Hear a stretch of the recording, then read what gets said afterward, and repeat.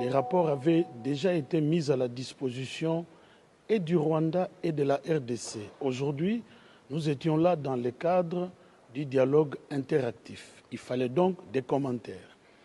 Lorsque, par ma bouche, j'ai félicité le haut-commissaire pour les rapports, mais j'ai indiqué qu'il aurait pu déduire de ses propres constatations que ce qui se passait en RDC était un génocide, ou même plusieurs cas de génocide.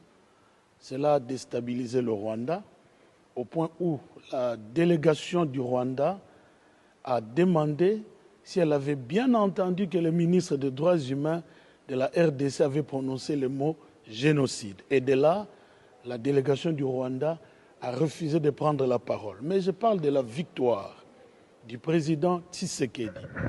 Parce que, pour la première fois, dans cette salle, des États membres, mais aussi des ONG, ont emboîté les pas à la République démocratique du Congo et ont utilisé le mot génocide. J'ai dit quelques États parce que le travail reste encore à faire. Il faut continuer la sensibilisation jusqu'à atteindre le consensus international sur la reconnaissance du génocide en République démocratique du Congo commis par le Rwanda. À ce sujet, nous leur avons dit qu'il n'y a pas que la République démocratique du Congo qui constate la présence militaire du Rwanda chez nous.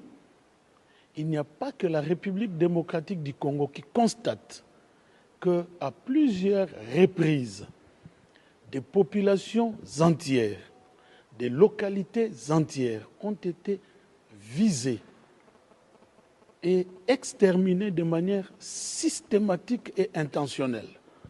Ce sont les rapports des experts des Nations Unies qui le disent, ce sont les rapports des ONG internationales crédibles qui le disent. Nous, ce que nous demandons maintenant, c'est la qualification. Nous avons utilisé le mot génocide. Certains pays, certaines ONG nous ont emboîté les pas à partir de ce 9 septembre 2025.